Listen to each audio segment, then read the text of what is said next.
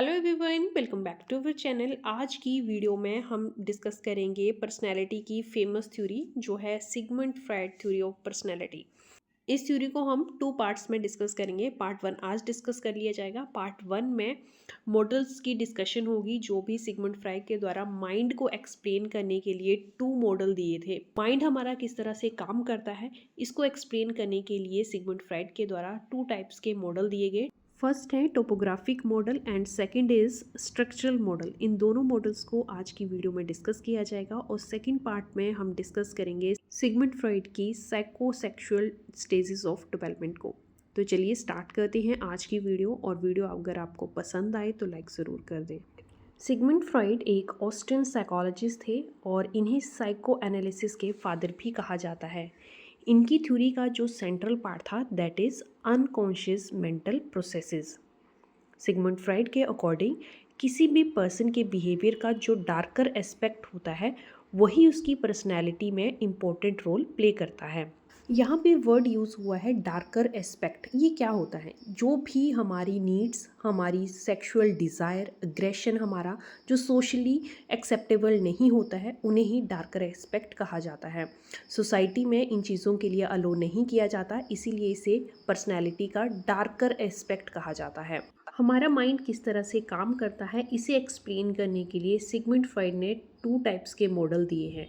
First है topographic model जिसमें उन्होंने बताया है कि माइंड किस तरह से ऑर्गेनाइज्ड होता है। सेकंड उन्होंने मॉडल दिया है स्ट्रक्चरल मॉडल जिसमें पर्सनैलिटी के डिफरेंट एलिमेंट के बारे में उन्होंने बात की है। और थर्ड इन्होंने दी है साइकोसेक्सुअल स्टेजेस ऑफ डेवलपमेंट। सबसे पहले डिस्कस करते हैं topographic model of psychology. Topographic model of psychology में सिगमंड फ्रॉइड ने कहा कि हमारा जो माइंड है वो 3 लेवल्स में डिवाइड होता है।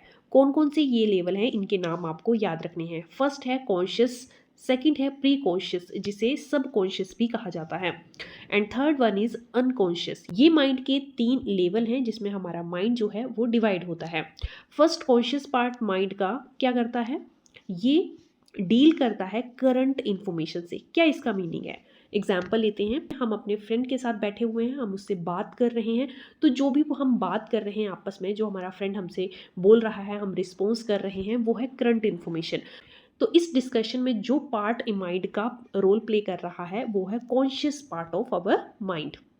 हम किस तरह से फील कर रहे हैं उस टाइम, क्या हमारे थॉट प्रोसेस चले हुए हैं और किस तरह से हम रिस्पॉन्स कर रहे हैं उसे, और क्या हमारे एक्शंस हैं उसके बिहेवियर पे, ये सभी कॉन्शियस माइंड के पार्ट हैं। नेक्स्ट जो पार्ट है that is pre conscious part of mind. ये डील करता है उस इंफॉर्मेशन से जिससे हम अवेयर नहीं हैं, पर अगर हम उन चीज़ों पे फोकस करेंगे तो हमें वो पता चल जाएंगी। जैसे एग्जाम्पल, हम प्रीवियस एग्जाम्पल को ही लेते हैं, हम अपने फ्रेंड के साथ बातें कर रहे हैं पर सराउंडिंग में क्या हो रहा है हमें नहीं पता, क्योंकि हम उन पे फोकस नहीं कर रहे हैं। सराउंडिंग की बातों पे हमारा कोई फोकस नहीं है तो हम उनसे अवेयर नहीं है, और इस इंफॉर्मेशन को डील कर रहा है हमारा प्री कॉन्शियस माइंड। बट जब हम आसपास के इन्वायरमेंट पे फोकस करेंगे कि हमारे सराउंडिंग में कौन कौन पर्सन बैठे हुए हैं या क्या प्रोसेस चला हुआ है, तो हमें पता चल जाएगा। तो यही जो पार्ट है वो है pre conscious part of our mind, कि हम एट ए टाइम तो उन बातों से अवेयर नहीं हैं, बट जब हम उन पे फोकस करेंगे तो हमें पता चल जाएंगी। नेक्स्ट है अनकॉन्शियस पार्ट ऑफ माइंड। ये माइंड का जो है लास्ट लेवल है। इस पार्ट में वो सारी इंफॉर्मेशन स्टोर होती हैं जो सोशली अनएक्सेप्टेबल हैं, जैसे हमारी जो भी ज़रूरत है, हमारी जो भी इच्छा है, या हम कैसा फील कर रहे हैं, वो सारी इन्फॉर्मेशन इस पार्ट में स्टोर होगी जिसके लिए सोसाइटी जो है अलो नहीं करती है, उसे एक्सेप्ट नहीं करती है। और इन सभी डिज़ायर से, नीड से हम अवेयर भी नहीं होते हैं, इन बातों का हमें पता भी नहीं होता है। This conscious part of mind play vital role in influencing our action, और ये बहुत इंपॉर्टेंट रोल प्ले करते हैं हमारे बिहेवियर को, हमारे एक्शंस को प्ले करने में। नेक्स्ट बात करेंगे structural model of our personality. Second model जो है वो सिगमंड फ्रॉइड ने पर्सनैलिटी से रिलेटेड दिया है, दैट इज स्ट्रक्चरल मॉडल। और इसमें सिगमंड फ्रॉइड ने बताया कि हमारी जो पर्सनैलिटी है वो 3 एलिमेंट से मिलकर बनी होती है। कौन कौन से ये एलिमेंट हैं इनके नाम आपको याद रखने हैं। फर्स्ट है id, second ego and third is super ego. बहुत ही इंपॉर्टेंट और बहुत ही ईजिली आप इस थ्योरी से रिलेटेड क्वेश्चन कर सकोगे। आप धीरे धीरे समझिए हर बात को, उन्हें रिवाइज करती रहिए। बहुत ही ईजी होती हैं साइकोलॉजी की ये थ्योरीज, बस हम एक बार अच्छे से अगर इन्हें समझ लें तो हमें पता चल जाता है। यहाँ पे ध्यान रखिए कि ईगो जो वर्ड हम यूज़ करते हैं अपनी रेगुलर लाइफ में, डेली बेसिस की लाइफ में, वो मीनिंग बिल्कुल अलग है यहाँ के एलिमेंट से। तो वन बाय वन हर एक एलिमेंट के बारे में डिस्कस करेंगे। तो सबसे पहले डिस्कस करेंगे ईद के बारे में। इस एलिमेंट का क्या रोल होता है हमारी पर्सनैलिटी पे और किस पे ये वर्क करता है, चलिए देखते हैं। फर्स्ट एलिमेंट है ईद और ये ऑपरेट करता है अनकॉन्शियसली। ईद जो है वो हमारी बायोलॉजिकल नीड्स और अग्रेसिव इम्पल्स के साथ डील करता है। मोस्ट परमिटिव पार्ट है ये पर्सनैलिटी का। हमारे जन्म के साथ ही ये पार्ट जो है हमारी पर्सनैलिटी में इनरोल हो जाता है। बहुत इंपॉर्टेंट पॉइंट, बहुत इंपॉर्टेंट लाइन जो आपको याद रखनी है कि ईद जो है वो वर्क करती है प्लेजर प्रिंसिपल पे। डायरेक्ट क्वेश्चन यहाँ पे पूछा जाता है। पर्सन की पेन को अवॉइड करती है और जिन चीज़ों से उसे हैप्पीनेस और प्लेजर फील होता है उन्हीं पे ये फोकस करती हैं।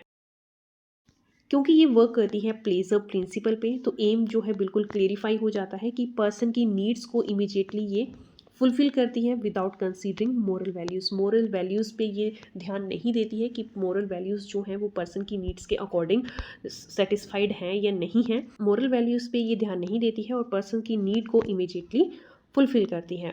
टू ड्राइविंग फोर्स हैं ईद की, कौन कौन सी? Eros and Thanatos. इरोस को लाइफ फोर्स कहा जाता है और थैनाटोस को डेथ फोर्स कहा जाता है। इरोस जो फोर्स है वो रिस्पॉन्सिबल होती है हमारी लाइफ इंस्टिंक्ट और सर्वाइवल के लिए। इरोस जो है वो लाइफ फोर्स है, इसीलिए सर्वाइवल के लिए रिस्पॉन्सिबल है।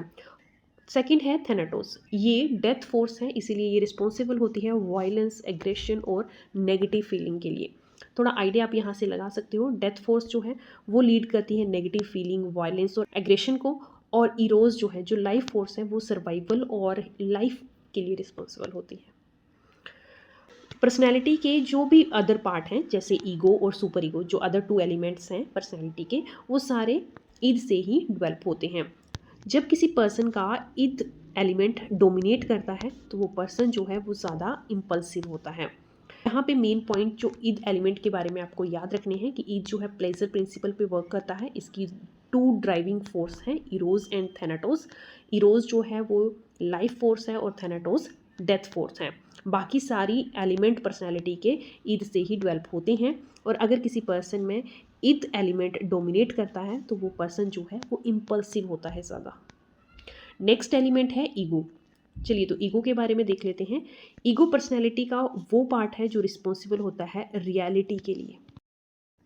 ईगो वर्क करता है रियलिटी प्रिंसिपल के लिए। कनेक्ट करके याद रखेंगे आप, ईगो रिस्पॉन्सिबल होता है रियलिटी के लिए और ये वर्क करता है रियलिटी प्रिंसिपल पे।